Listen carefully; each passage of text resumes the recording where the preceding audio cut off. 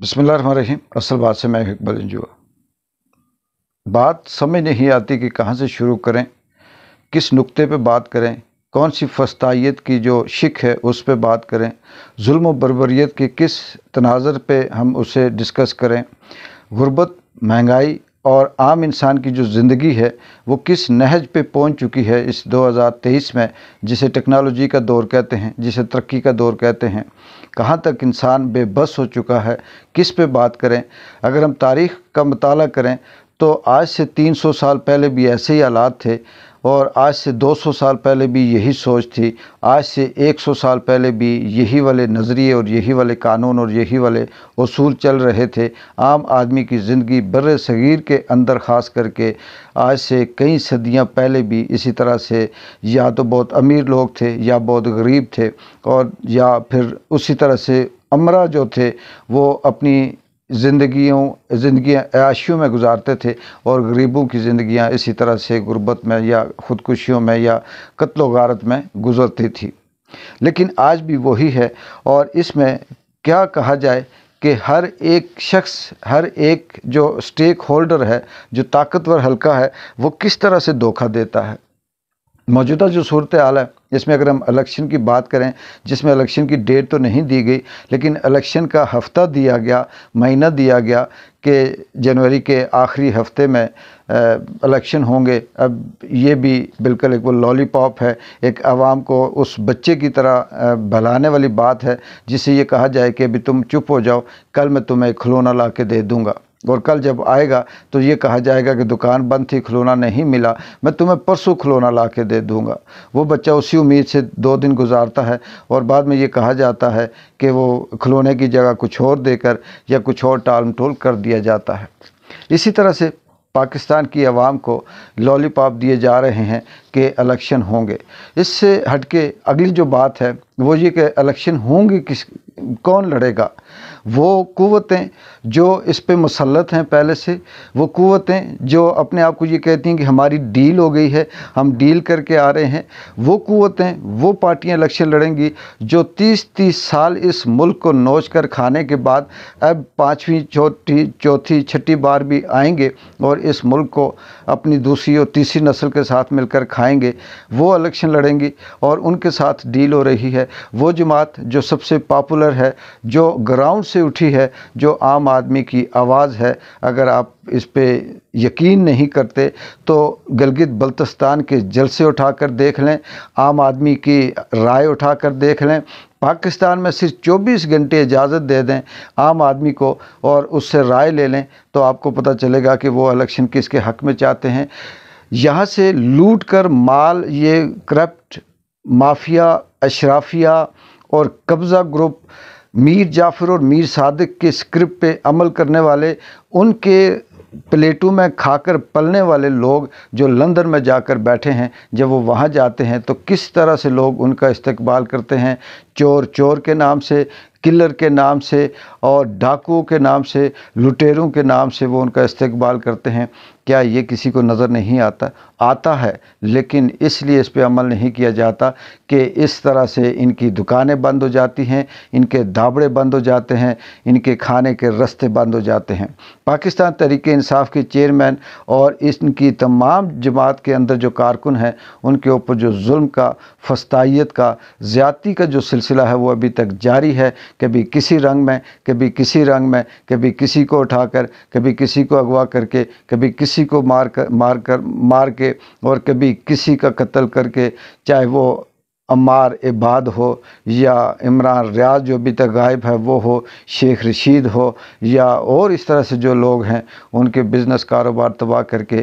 किया जा रहा हो, वो जुल्म अभी तक जारी है। और सिर्फ़ इसलिए इनके साथ जुल्म इसलिए किया जा रहा है कि ये पाकिस्तान की सबसे बड़ी सियासी जमात के चाहने वाले हैं, और वो सियासी जमात का जो चेयरमैन है, जिसने पिछले साल अक़वाम मुत्तहिदा में पौना घंटा तकरीर करके پورے عالم اسلام کا سر فخر سے بلند کیا تھا، اور اسی اجلاس میں اس دفعہ جو پاکستان کا نمائندہ گیا ہے، جس نے سر شرم سے نہ صرف جھکایا ہے بلکہ اس نے اپنی نالائکی، نااہلی اور یہ ثابت کر دیا ہے کہ وہ ایک رجیم چینج کی صورت میں ایک کٹ پتلی کی طور پر لا کے رکھا گیا تھا، جو وہاں پہ کھڑا ہو کر سیلفیاں بنا رہا ہے، جو گوریوں سے ہاتھ ملانے کے لیے ان کے بازو پکڑ کر اپنے آپ کو سوچتا ہے کہ جیسے ایک چنگڑ کو اٹھا کر کسی بادشاہ کے محل میں بھیج دو اور اس کے دسترخوان میں بچھا دو، اور وہ سوچے کہ آج میں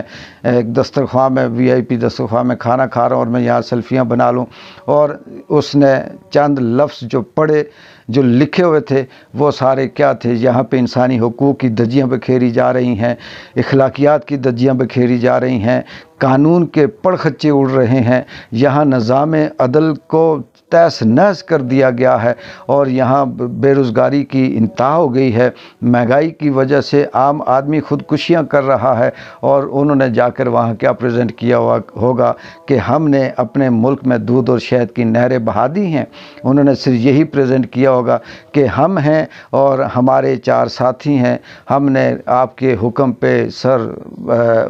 جو آپ کا حکم تھا وہ بجا لایا، اور ہم نے رجیم چینج کر کے ملک کا ستیہ ناش کر کے رکھ دیا۔ عدم استحکام عروج پہ ہے، بد امنی ملک کے اندر تاریخ کے بدترین دور سے گزر رہی ہے، لا قانونیت اور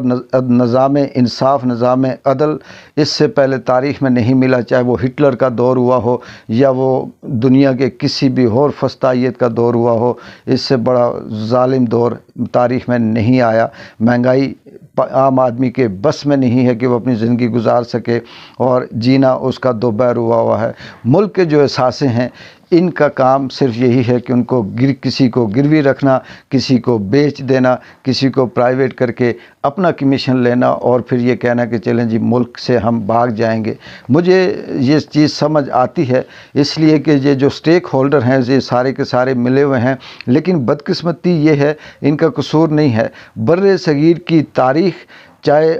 اورنگزیب عالمگیر سے شروع کریں یا بہادر شاہ ظفر سے شروع کریں، یا انگریز کے پہلے جو دور ہوتا تھا اس بر صغیر کے اندر وہاں سے شروع کریں، اس وقت سے لے کر یہ جو خطہ ہے یہ خوبصورت رہا، زرخیز رہا۔ اس کے اندر صرف اور صرف عیاشی کے لیے انگریز آتے تھے، اس کے اندر جو حکمران تھے، چاہے وہ عالمگیر کی شکل میں ہوئے ہوں یا کسی کی بھی شکل میں ہوئے ہوں، وہ سیر و سیاحت کی غرض سے آتے تھے، یہاں اس خطے کی عوام کی بہتری کے لیے، ان کو شعور دینے کے لیے نہیں آتے تھے۔ اور اس وقت سے جو لوگ ان کے ساتھ ملتے تھے، جو ان کی بات میں ان کی حمایت کرتے تھے، درباروں میں جا کر ان کی چاپلوسی کرتے تھے، درباروں میں جا کر ان کے سامنے جھوٹ بولتے تھے، میر جعفر اور میر صادق کی طرح اپنے مفاد کے لیے بات کرتے تھے، وہ اس وقت بھی رنگے جاتے تھے، وہ آج بھی رنگے جا رہے ہیں۔ جو حق اور سچ کی بات کرتا تھا اس کو اس وقت بھی سولی پہ لٹکایا جاتا تھا اور آج بھی سولی پہ لٹکایا جا رہا ہے۔ تعلیم کا نظام اس وقت بھی اس قوم کو بوجھ بنا کر رکھ دیا گیا تھا تاکہ شعور نہ آئے، اور آج بھی اسی طرح سے بوجھ ہے۔ اور یہاں اس ملک کے اندر سوائے ظلم کے، سوائے بربریت کے کچھ بھی نہیں۔ اگر عوام جاگتی ہے تو یہ عوام کو سلا دیتے ہیں، اس کو مار دیتے ہیں، اس کو اغوا کر دیتے ہیں۔ اس کی وجہ یہ ہے کہ یہ خطہ جسے اب انڈیا، بھارت اپنے آپ کو بہتر کر رہا ہے، بھارت نے اب اپنے آپ کو اس حد تک پہنچا دیا کہ وہ چاند پہ پہنچنے کے بعد اب سورج کی بھی تحقیق کر رہا ہے، اور کینیڈا کے وزیر اعظم کو 2 ٹوک اس نے دھمکی لگا دی، چاہے وہ صحیح ہے یا غلط ہے، لیکن پاکستان کا میڈیا انڈیا کو تو فاسسٹ کہتا ہے، انڈیا کو تو 2 نمبر کہتا ہے، انڈیا کو تو ظالم کہتا ہے، لیکن ہمارا میڈیا اپنے گریباں میں نہیں جھانکتا کہ اس ملک کے اندر کیا ہو رہا ہے۔ اگر بھارت نے کینیڈا کے وزیر اعظم کو دھمکی لگائی تو اس سے پاکستان کی میڈیا کو بڑی تکلیف ہو رہی ہے، پاکستان کے سٹیک ہولڈر کو بڑی تکلیف ہو رہی ہے، لیکن جو اپنے ملک کے اندر اپنے شہریوں کو، اپنی بہنوں کو، اپنی بیٹیوں کو، اپنی ماؤں کو، اپنے بچوں کو، اپنے نوجوانوں کو، اپنے ہنرمند لوگوں کو یہ جس طرح سے ظلم کر کے انہیں مار رہے ہیں، اس کی انہیں پرواہ نہیں، کیونکہ ان کے لیے نہ گرمی ہے، نہ سردی ہے، نہ مہنگائی ہے، نہ لاقانونیت ہے، نہ نظام عدل میں کوئی پرابلم ہے، کیونکہ سب کچھ ان کے لیے چل رہا ہے۔ 25 کروڑ آدمی بھیڑ بکریوں کی طرح ہیں، اور یہ 2500 بندے جو ہیں یہ اپنی زندگی کی عیاشیوں میں ہیں، کل یہ بھی مر جائیں گے، ان کی آگے اولاد آئے گی۔ لیکن آخر میں میرا یہ سوال ہے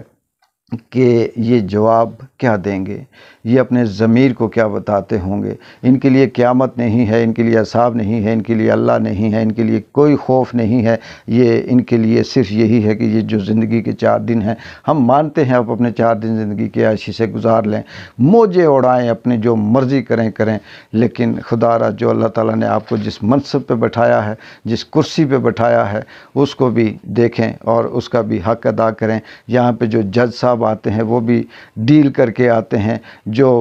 بیوروکریٹس آتے ہیں وہ بھی ڈیل کر کے آتے ہیں، جو حکمران آتے ہیں وہ بھی ڈیل کر کے آتے ہیں، اور جو یہاں پہ نظام زندگی عوام کا چلانے والے ہیں وہ بھی ڈیل کر کے آتے ہیں۔ مجھے نہیں سمجھ آتی کہ وہ لاٹھی کدھر ہے، وہ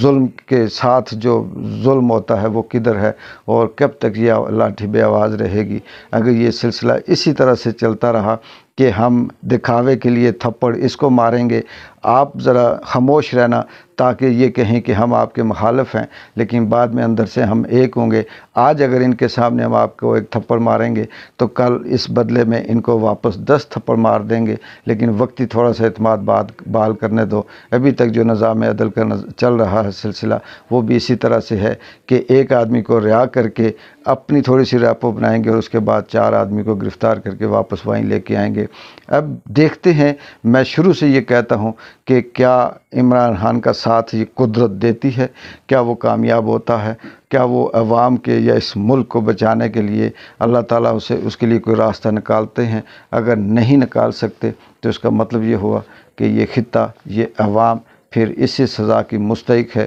پھر یہ غلام رہیں گے، یہ مظلوم رہیں گے، یہ پستے رہیں گے، اور مہنگائی کے خوف سے خودکشیاں کرتے رہیں گے۔ پھر یہ اپنی نسلیں میرے خیال میں شاید آگے ان کو اس ملک میں رہنے کے لیے اجازت نہ دیں۔ اقبال جنجو کو اجازت دیں۔ دیکھتے ہیں کہ آنے والے دنوں میں یہ ظلم، یہ بربریت، یہ لاقانونیت کس طرف